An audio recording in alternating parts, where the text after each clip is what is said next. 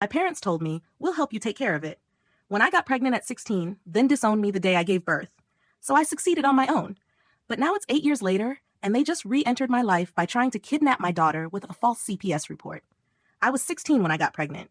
Except it wasn't on purpose. You see, like every other 16-year-old girl, my boyfriend was toxic. Like scream at you for interacting with a male teacher, then go through your phone toxic. So, when he caught me going to the hospital to visit my godfather without telling him, he was determined to punish me. He told me the only way he'd let me get away with it was if I let him prove I was his with no protection. He said that would prove that I loved him, and I would have said no. But the anger in his eyes made me too scared of what would happen if I dared to refuse. So I said yes. Long story short, I got pregnant and never saw him again. I wish that was an exaggeration, but he blocked me on everything and transferred to a school across the country. I was so freaked out that I told my parents as soon as I found out. "We'll help you take care of it," was the first thing my mom said. Meanwhile, my dad just nodded quietly. I don't know why I believed them, but I did, and their words were the only reason I didn't give baby Lily away because no one else wanted to come near me anymore. The entire school was calling me a slut, and they had spread rumors about me trying to baby trap my ex-boyfriend. So I dropped out. All I had was my parents and everything they gave me until I gave birth. Because instead of coming home to baby Lily's nursery, I came home to all of my stuff packed up into bags. I swear I thought they were pranking me. But then my mom said, "We're not cleaning up the mess you made." I looked over to my dad, who stood there with his arms crossed. "But I thought you said," "We just said that so you wouldn't terminate the pregnancy. But now we're done with you." Consider yourself disowned. I fell to the floor crying while baby Lily wept in my arms. I had nowhere to go. And instead of helping me drive somewhere, they retreated to their bedrooms and locked the door. I was shattered. That was my rock bottom. I ended up getting an Uber to my Aunt Carol's house, and she took me in. As soon as she showed me the bedroom, I crawled right in and fell asleep. I was still in the post-pregnancy state, and life felt like it was doomed. I woke up the next morning at 4:30 a.m. to Carol shaking me awake. "If you're staying here, then you have to follow the rules," was all she said before handing me a sweeping brush. "You have to do your fair share of everything. 2 hours of house chores minimum. You have to cook me 5 dinners a week. Showers are 5 minutes long max. And most importantly, if your baby wakes me up more than once in a week, I will kick you out." Well, it was either Aunt Carol's house or the streets. So I just nodded, ready to accept my new life of modern-day slavery. The next few years of my life were as bad as you'd expect. Every time Lily cried at night, adrenaline would pump through my blood. And sometimes I even had to sit with her in the front garden during winter. And Aunt Carol abused me in every way possible. So much so that it reminded me of my ex-boyfriend. And I only had one lifeline, a job at a 24-hour diner where the manager, Marisol, let me bring Lily during night shifts. She'd sleep in the break room while I served coffee to truckers and studied for my GED between orders. The day Lily turned 4, I finally had enough saved, $1,400, and a promise of a studio apartment from Marisol's cousin. I packed our things while Carol was at work. Not that there was much to pack. Lily's drawings, the teddy bear Marisol gave her, my GED certificate. That studio apartment was 410 feet of heaven. On our first night, Lily and I ate McDonald's on the floor, and she said, "Mama, can we be loud here?" When I nodded, she squealed at the top of her lungs, then looked at me with wonder when no one yelled at us. That's when they showed up. I was at a pickup helping Lily carry her solar system project to the car when I saw them. My parents standing next to a BMW looking like they'd stepped out of a catalog. My dad wore a suit that probably cost more than I made in 4 months. Suddenly, my mother was walking toward us. "Hello, sweetheart," she said, but she wasn't looking at me. She was looking at Lily with tears in her eyes. "You must be Lily." I shoved past them and practically ran to the car with Lily holding my hand. And the moment I saw them drive away too, I knew they'd be back. Parents who disown you for 8 years don't suddenly grow hearts. They grow strategies. Within a week, expensive toys appeared at Lily's school. Her teacher mentioned generous grandparents had paid for the entire class field trip. Other parents started looking at me differently, whispering about the teen mom whose wealthy parents were trying to help. The legal papers came 3 months later. Their lawyer had been building a case, documenting my night shifts, my studio apartment, my GED instead of a proper education. I stared at the custody petition in disbelief. They wanted Lily after 8 years of nothing. They wanted my daughter. The custody evaluator showed up during my finals week. Of course, she did. Lily had strep throat and was burning up with fever on the couch while I tried to study for my nursing exam between checking her temperature. The apartment looked like a disaster zone with tissues everywhere, medicine bottles on the counter, and my textbooks scattered across the floor. The evaluator, a woman named Miss Patel, knocked 3 times before I could answer. I opened the door holding Lily's medicine in one hand and a thermometer in the other. She took one look at the chaos and started writing in her notebook. "I'm from Child Services," she said, showing her badge. "I need to conduct a home evaluation." Lily started crying from the couch, calling for me. I rushed over to comfort her while Miss Patel walked around our tiny apartment, taking photos of everything. The dishes in the sink, the laundry basket overflowing, my study materials covering the kitchen table. "She's sick," I explained, trying to keep my voice steady. "I was about to take her to the doctor, but I have a final in 2 hours. And you're leaving a sick child alone for an exam?" Miss Patel interrupted, pen moving across her clipboard. "No, I was going to call Marisol to watch her. She owns the diner where I work. Lily knows her really well." And more writing. More judging looks. Lily threw up right then, all over herself in the couch. I grabbed towels and started cleaning while Miss Patel documented everything. The next 3 hours became a nightmare. I cleaned up Lily, gave her medicine, called my professor to explain I'd missed the exam, and answered Miss Patel's endless questions. How many hours did I work? Who watched Lily during my night shifts? How was I managing school and parenting? Every answer seemed wrong. My parents' lawyer called the next day. 3 lawyers, actually. They worked at some fancy firm downtown and spoke to me like I was still 16. "Our clients are concerned about Lily's welfare," the lead attorney, Mr. Carter, said. "A young single mother, working nights, living in substandard housing. They simply want what's best for their granddaughter." Substandard? I looked around my apartment. It was small but clean, safe. 410 feet is hardly adequate for a growing child. Our clients can provide Lily with her own bedroom, a backyard, the best schools. I hung up. The first court hearing happened 2 weeks later. I sat across from my parents for the first time in 8 years, watching them pretend to be loving grandparents. My mother wore pearls and dabbed at fake tears while describing how devastated they were to be kept from Lily. My public defender, an overworked woman named Denise, had met me 15 minutes before the hearing. She shuffled through papers while my parents' 3 lawyers presented photo after photo. Lily's school, where they had apparently been volunteering, the expensive playground they donated, the music program they funded.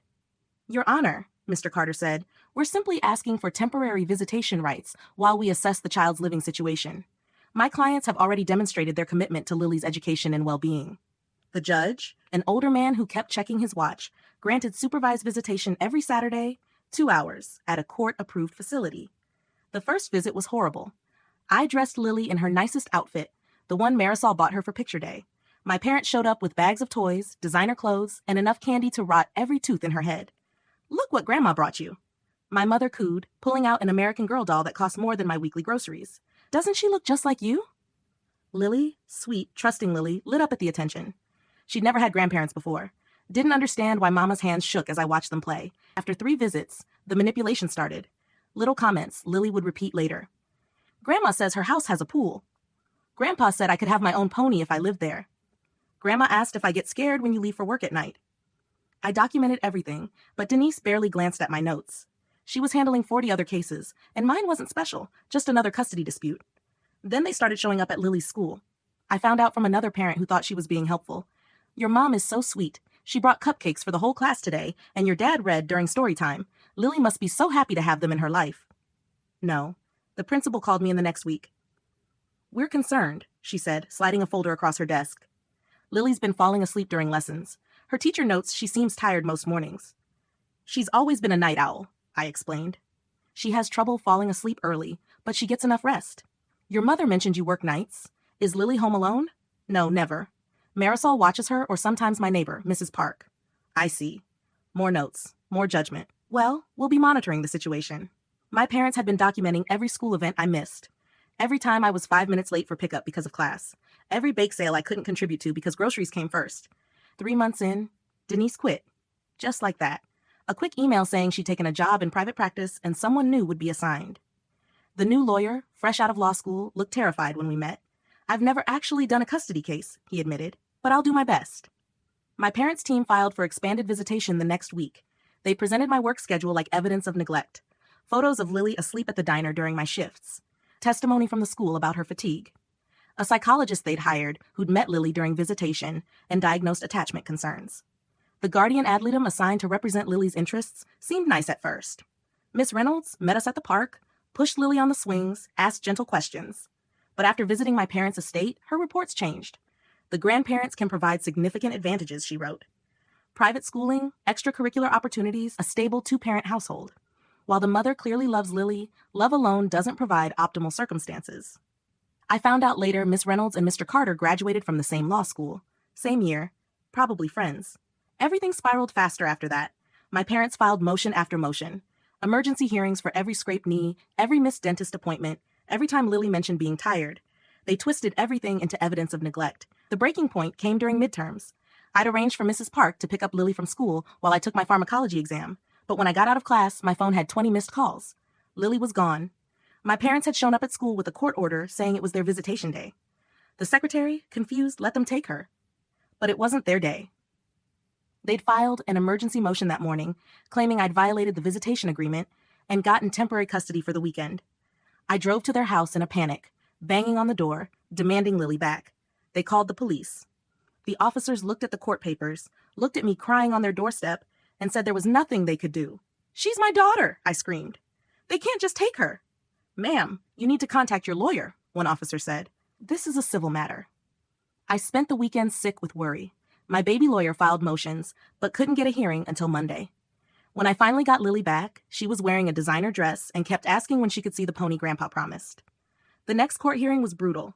My parents' lawyers presented my erratic behavior at their house, the panic that made me miss my exam, my inability to follow court orders. They asked for primary custody with me getting supervised visitation. That's when Aunt Carol testified. I hadn't seen her since I'd left her house. She walked in wearing her best dress, sworn in, and proceeded to destroy me. She couldn't handle the baby, Carol said. Cried all the time. I had to provide structure because she didn't know what she was doing. There were nights she'd sit outside in the cold with that screaming infant rather than properly soothe her. "And you witnessed neglect?" Mr. Carter prompted. "She was just too young, still is, more focused on herself than that poor child." I wanted to scream that she'd forced me outside, that she'd threatened to kick us out if Lily cried, but my lawyer just sat there overwhelmed while Carol painted me as an incompetent child. Marisol testified the next day. Beautiful, fierce Marisol, who'd been more of a mother to me than anyone. She wore her nicest dress and spoke clear English despite her accent. "That girl is the best mother I ever seen," she said firmly. "She work hard, study hard, everything for Lily. That baby never want for nothing." But Mr. Carter tore her apart, questioned her immigration status, her education, implied she was enabling child endangerment by letting Lily sleep at the diner. "You're not a child care professional, are you?" he asked. "No, but no teaching credentials? No child development training?" "I raised 4 kids." "That's a no then, and you allowed a minor to work illegally in your establishment." "She was 18 when..." "But she brought her infant to work before that." Marisol started crying, frustrated. "You don't understand. She good mother. Best mother." The judge looked unmoved. 2 weeks before the final hearing, Lily's teacher called me in again, this time with the school counselor present. "Lily's been saying concerning things," the counselor said carefully, "about rewards she'll get if she lives with her grandparents. Trips to Disney World, a pony, her own credit card when she's older." My heart jumped. Finally, someone else saw it. "We'll need to file a report," the principal added. "This could be considered bribery, manipulation." I waited for that report to show up in court filings. It never did. When I asked the principal, she seemed confused. "We sent it to Child Services. They said they'd handle it." The final hearing was set for a Tuesday. My parents filed a reunification plan the week before. Lily would live with them during the week for educational stability. I'd get weekends if I maintained employment and suitable housing. "It's the best we can hope for," my terrified lawyer said. "They have so much evidence." "Evidence they created," I shouted. "They orchestrated all of this." But who would believe me? The young mother who'd been erratic and unstable versus the wealthy grandparents offering every advantage. The morning of the hearing, I dropped Lily at school like normal, kissed her goodbye, told her I loved her, tried not to cry when she asked if she'd see Grandma's pony soon. I was sitting in the courthouse bathroom trying not to throw up from nerves when Marisol burst in. "Lily not in court?" she asked, breathless. "No. She's at school. Why would she come now?" I followed Marisol to the courtroom where Lily stood next to the bailiff, still in her school uniform, backpack on her shoulders. She looked so small, so brave. "Your Honor," Marisol said, "Lily called me, say she's scared, don't want to go to grandparents' house after school like they told her, so I pick her up." The judge frowned. "This child shouldn't be here. This is highly irregular. I want to talk." Lily's voice rang out clear and strong, 8 years old and fierce like her mama. "Please, I need to tell you something." The courtroom froze. My parents' lawyers jumped up, objecting, but the judge held up his hand. "Young lady, this isn't appropriate." "They lied," Lily said quickly before anyone could stop her. "Grandma and Grandpa said if I lived with them, I'd get a pony and Disney trips in my own room with a TV, but only if I don't tell anyone, they promised. They said Mama's too poor to take care of me." "Lily," my mother started, reaching for her. Lily stepped back. You said you'd buy me things if I said I was tired at school. You told me to tell my teacher I fall asleep because Mama works nights, but I don't. I just like reading under my blanket with my flashlight. The judge's expression changed. Did your grandparents tell you to say things that weren't true? Lily nodded, tears streaming. They said it would help me live in a big house. But I don't want a big house. I want my mama. We eat on the floor and she reads to me and helps with homework, and she works hard to take care of me. They don't even know my favorite color or that I hate ponies because they smell weird. Your Honor, Mr. Carter interrupted. The child is clearly coached. By who? Marisol demanded. I just picked her up 20 minutes ago. The judge called a recess. When we returned, he had a court child advocate with him who'd spoken to Lily privately. His face was stern as he addressed the courtroom. I've reviewed this case extensively, he began. What I see is a young mother who has worked tirelessly to provide for her child despite significant obstacles. And I see grandparents who have used their wealth and connections to manipulate the system. My mother gasped. Your Honor, we only want... I'm not finished. The court has discovered several concerning irregularities. The missing bribery report from the school.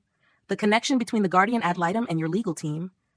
Most disturbing, we found records of you attempting to locate the biological father to strengthen your case. My blood ran cold.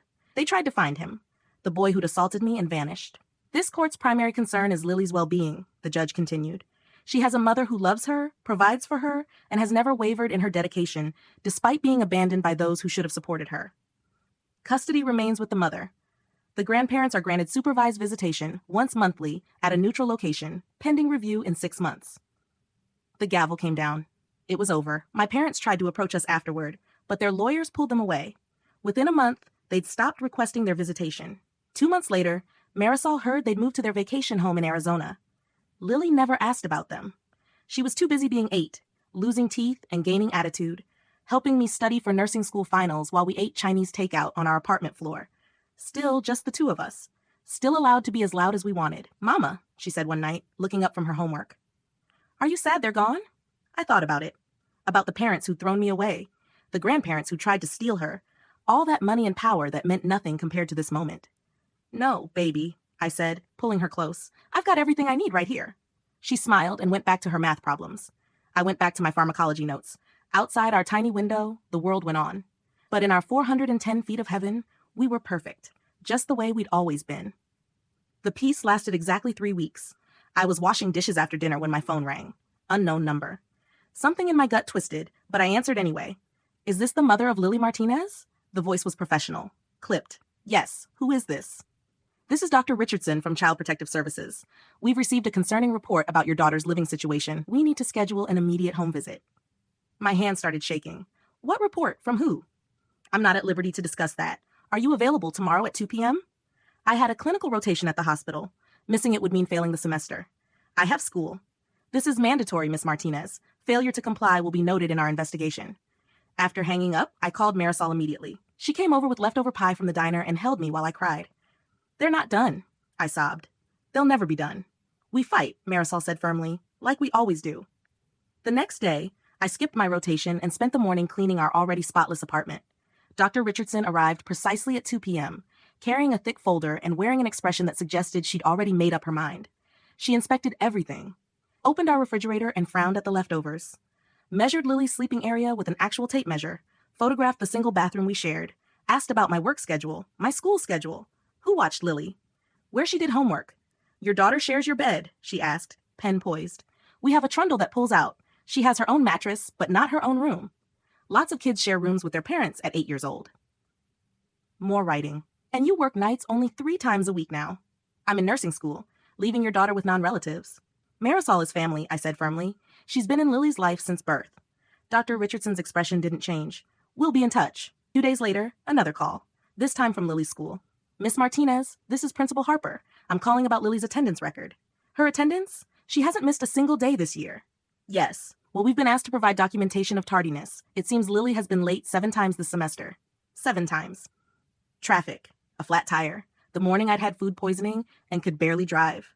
Each late arrival suddenly evidence of my inadequacy. Those were all under 10 minutes. Nevertheless, we're required to report patterns of concern.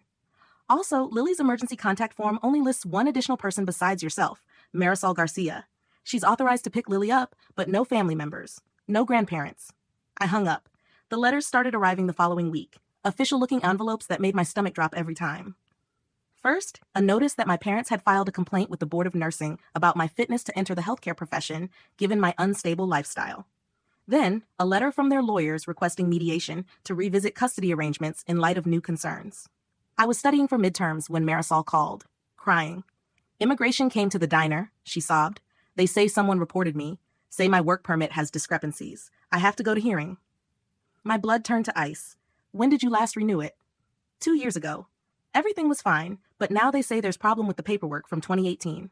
2018, the year she'd hired me, the year she'd saved our lives. Marisol, I'm so sorry. It's not your fault, Micha, but I maybe can't watch Lily for a while. Have to be careful. Without Marisol, my carefully balanced life started crumbling. Mrs. Park could only help twice a week. I had to miss classes to pick up Lily. Failed a quiz because I couldn't find childcare for a study group. My clinical supervisor noted my lack of commitment when I left early because Lily's school called about a stomach ache. Then came the meeting I'd been dreading. My nursing program advisor, Dr. Lee, called me in. Your grades are slipping, she said gently, and you've missed several required hours. I'm having temporary childcare issues. I understand, but the program has standards. If you can't maintain them, she slid a paper across the desk. This is a leave of absence form. Perhaps taking a semester off would help you stabilize things. I can't afford to stop. I'm so close. Better to take a break than fail out entirely. I left her office fighting tears. In the parking lot, I found a note on my windshield. Not a ticket. Worse. A business card for a private investigator with a handwritten message. Your parents hired me to document your daily activities. Thought you should know. At least someone had a conscience.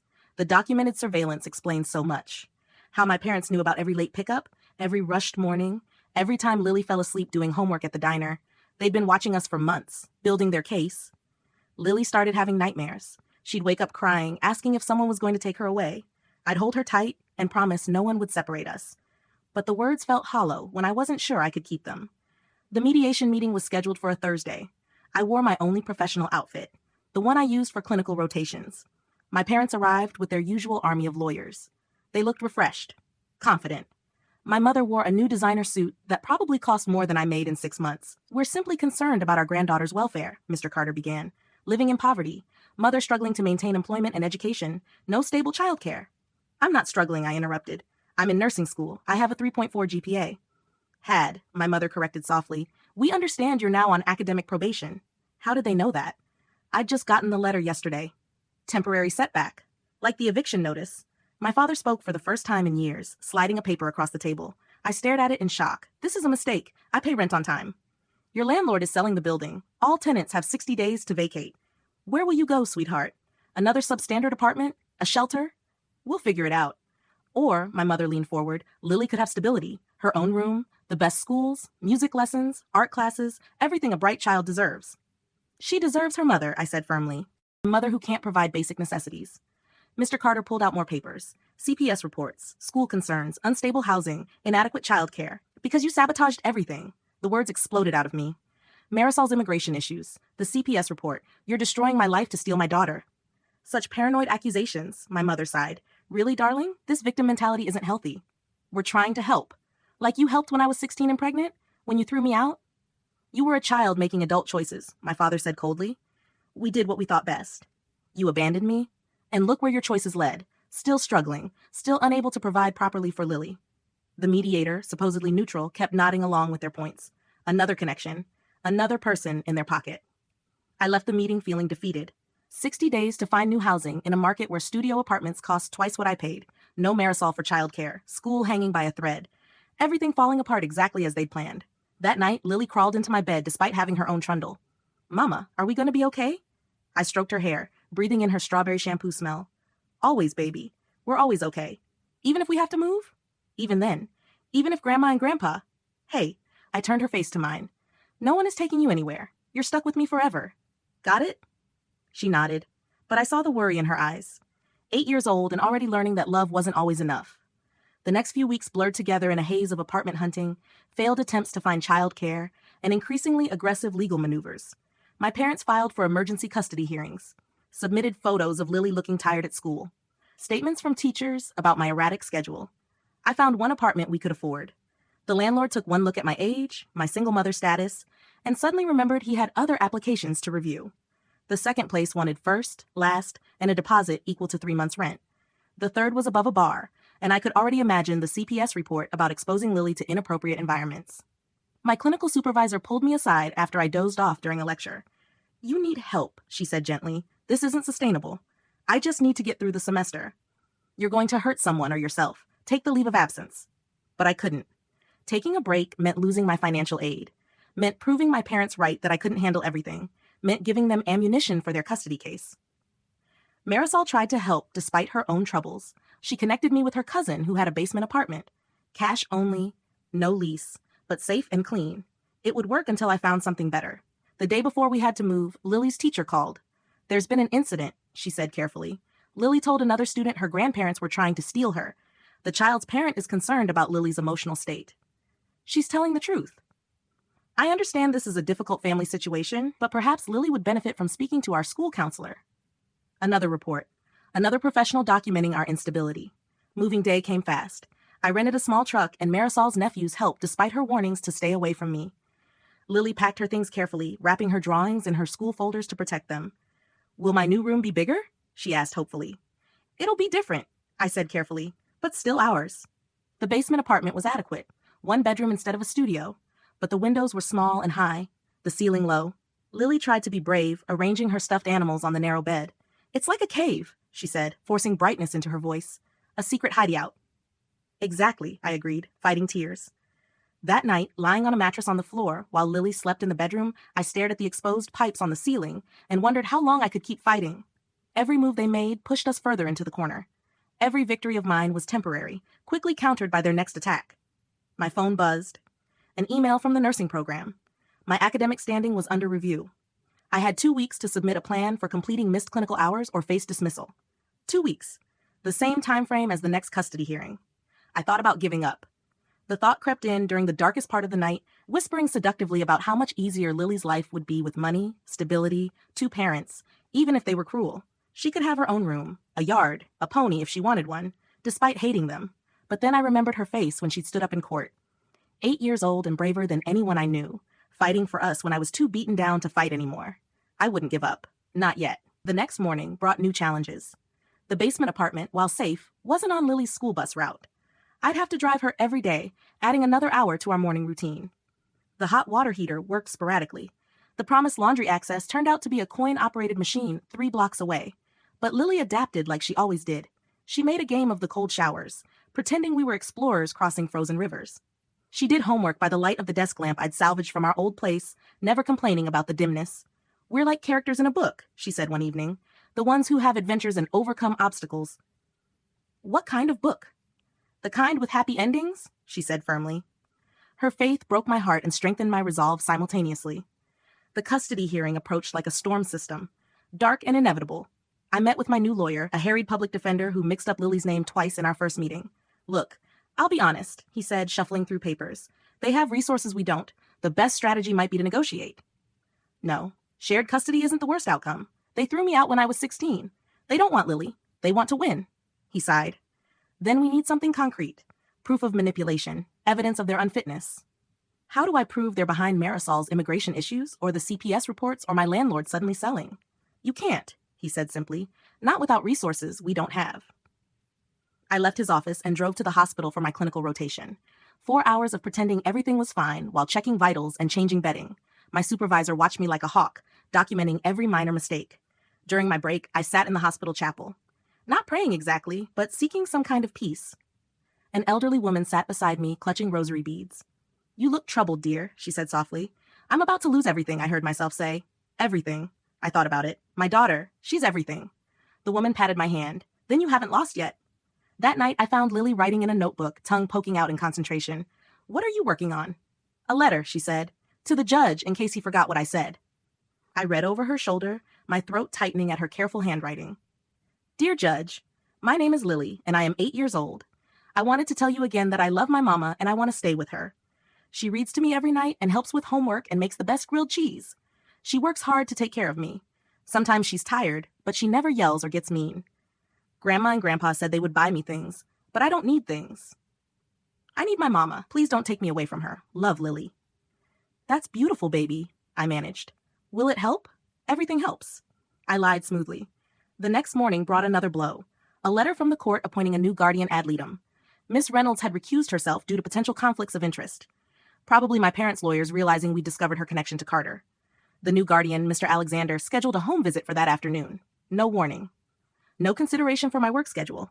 I called in sick to my clinical rotation. Another mark against me. He arrived precisely on time, tall and stern-faced, carrying a briefcase that looked more expensive than my car. He examined our basement apartment with obvious distaste, taking photos of the small windows, the exposed pipes, the single bathroom. "How long have you lived here?" he asked. 2 weeks. We had to move when our landlord sold the building. And before that, a studio apartment for 4 years. So you've moved your daughter twice in her life? Once, and only because. The basement seems quite dark. Does Lily get adequate sunlight? We go to the park every day. When you're not working or in school. Every question felt like a trap. Every answer seemed wrong. He interviewed Lily separately while I waited in the kitchen, straining to hear. Her small voice carried through the thin door, earnest and sweet. Talking about our bedtime stories and weekend pancakes. "Do you ever feel scared?" I heard him ask. "Only when I think about not living with Mama," Lily replied clearly. When he left, he gave no indication of his thoughts. Just another professional documenting our inadequacies. That night, I lay awake calculating impossible math. Rent, utilities, food, gas, childcare when I could find it. The numbers never added up to enough. My savings had dwindled to nothing. Credit cards maxed out. No family to turn to except Marisol, who was fighting her own battles. Lily must have sensed my despair because she crawled into my makeshift bed, curling against me like she had as a baby. "Tell me a story," she whispered. So, I did. About her first word, Kitty, even though we'd never had a cat. Her first steps in Marisol's diner, lurching between tables while truckers cheered. The night she'd had a fever, and I'd walked her around the block for hours, singing off-key lullabies until she slept. "Was it hard?" she asked. "Being my mama when you were young?" "No," I said honestly. "You made everything make sense. Even now. Especially now." She fell asleep with her hand in mine, trusting me to fix everything, despite all evidence to the contrary. The next few days passed in a blur of impossible choices. Skip class to work extra shifts, miss work to attend mandatory court meetings. Every decision felt wrong, each path leading toward failure. My parents escalated their campaign. Photos appeared on social media, them at charity galas, volunteering at children's hospitals, the perfect grandparents being denied access to their grandchild. Comments poured in supporting them, condemning the selfish young mother keeping them from Lily. I didn't have social media anymore. Couldn't afford the luxury of that kind of vulnerability. But well-meaning acquaintances made sure I knew what was being said. "Maybe if you just let them see her more," a classmate suggested. "Show you're reasonable." But I knew better. Every inch I gave would become a mile taken. Every compromise would be twisted into evidence of my inadequacy. The final custody hearing was set for Friday morning. Thursday night, I sat at our tiny kitchen table, surrounded by papers I couldn't make sense of, trying to prepare for questions I couldn't answer. How would I provide stable housing? I didn't know. How would I manage childcare? I didn't know. How would I finish school while working enough to support us? I didn't know. All I knew was that Lily was mine and I was hers, and that had to count for something. Marisol came by despite her lawyer's warnings, bringing homemade soup and fierce encouragement. "You fight," she said, gripping my hands. "You fight like hell. That baby needs her mama." What if fighting isn't enough? Then you fight harder. After she left, I found Lily in her room packing her backpack. "What are you doing, baby?" "Getting ready," she said matter-of-factly, "in case I have to go with them tomorrow." My heart shattered. "Lily, I'm taking my important stuff, the bear Marisol gave me. My drawings. The picture of us at the beach." She looked up at me with eyes too wise for 8 years. "So I don't forget." "You're not going anywhere," I said fiercely, pulling her into my arms. "I promise." "You can't promise that," she whispered into my shoulder. "But it's okay. I know you tried." I held her while she cried, then tucked her into bed with extra stories and songs. When she finally slept, I sat on the floor beside her bed, watching her breathe, memorizing her face. Tomorrow would come too soon. The hearing that would decide everything. My parents with their money and connections and carefully documented case. Me with nothing but love and stubbornness and the word of an 8-year-old girl. It had to be enough. It had to be. Friday morning arrived with gray skies and drizzle. I dressed Lily in her court outfit, the same one from last time, now a bit tight in the shoulders. She ate her cereal quietly while I braided her hair with shaking hands. "Remember what we talked about?" I asked gently. "You don't have to come to court today. Mrs. Park can watch you." "I want to come," Lily said firmly, "just in case." The courthouse loomed ahead as we parked. My parents' BMW was already there, of course. Inside, my overwhelmed public defender was frantically shuffling papers while my parents' 3 lawyers sat calmly reviewing documents. "We have a problem," my lawyer whispered when I sat down. "They've submitted new evidence.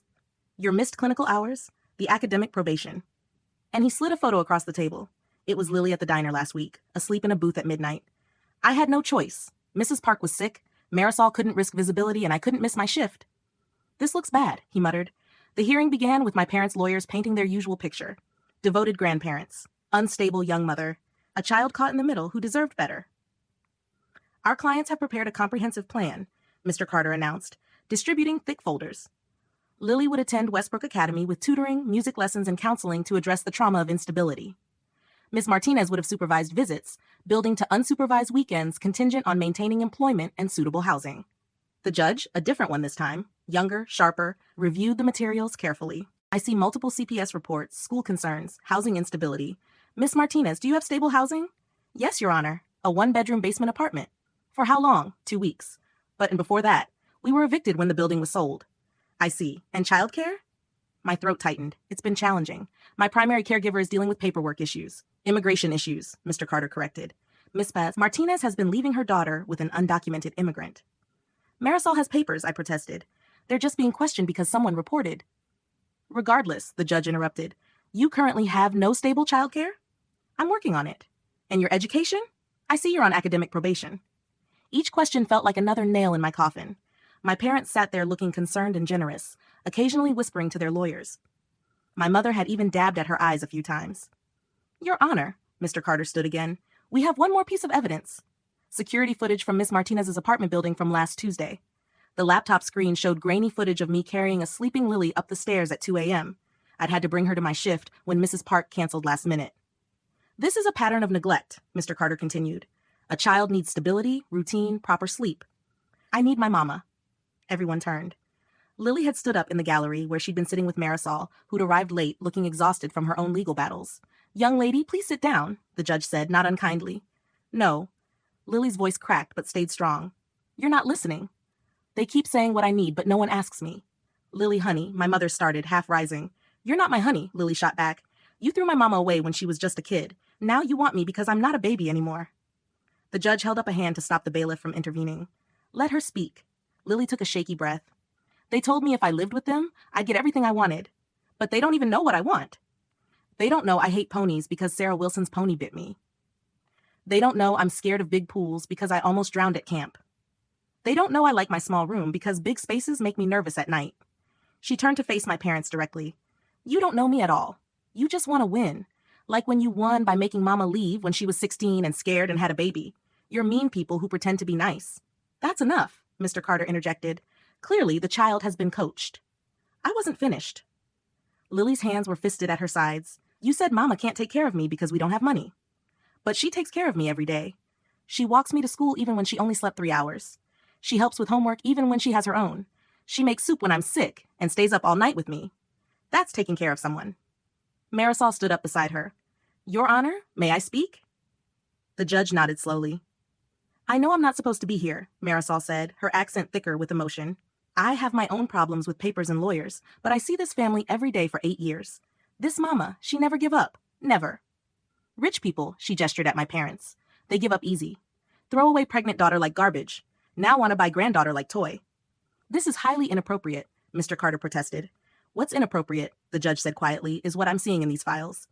She held up a stack of papers. Complaints to the Board of Nursing, reports to CPS, immigration inquiries, all filed within weeks of each other, all from anonymous sources. She looked directly at my parents. I find it curious that Miss Martinez's life began falling apart precisely when you decided you wanted custody. Correlation isn't causation, Mr. Carter said smoothly. No, but patterns are revealing.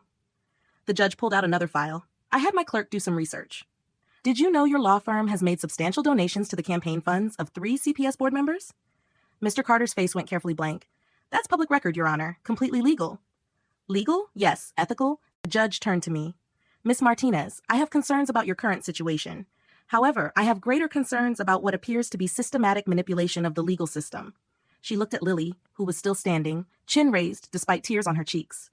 Young lady, you're very brave and very lucky to have a mother who clearly loves you. Please sit down now. Lily sat but kept her eyes on the judge. I'm ordering a full investigation into the timeline of these various complaints and reports, the judge continued. In the meantime, custody remains with Miss Martinez. However, she raised a hand as I started to smile. There will be conditions. My heart sank. Monthly check-ins with a social worker, proof of stable childcare within 30 days, maintenance of your apartment, and enrollment in parenting classes. Your Honor, Mr. Carter stood. Our clients are simply concerned. Your clients can be concerned from a distance. I'm granting them supervised visitation once per month if they choose to exercise it. And Mr. Carter, if I find any evidence of continued harassment or manipulation of government agencies, I'll be referring this matter to the State Bar. Are we clear? Mr. Carter sat down without answering. Court is adjourned. The gavel came down with finality. I sat frozen for a moment, unable to believe it was over. Then Lily crashed into my arms, sobbing with relief. Marisol wrapped us both in a fierce hug, muttering prayers in Spanish. My parents stood to leave, but my mother hesitated. For a moment, our eyes met across the courtroom. I saw something flicker there. Regret. Shame. But then my father touched her elbow, and they swept out with their lawyers. Outside the courthouse, Marisol squeezed my hand. You did it, mija. We did it, I corrected. Then I knelt to Lily's level. You were so brave in there, but you know you might see them at those visits, right? Lily shrugged. Maybe they'll learn to be better. Or maybe they won't come. She paused. I hope they don't come. That night, we celebrated with pizza from the good place, the one that cost too much but had the garlic knots Lily loved. Our basement apartment felt less like a cave and more like a fortress we defended successfully. Mama, Lily said as I tucked her in, are you mad I yelled at them? Never, I said fiercely. You stood up for us, for yourself. Marisol says I get my brave from you.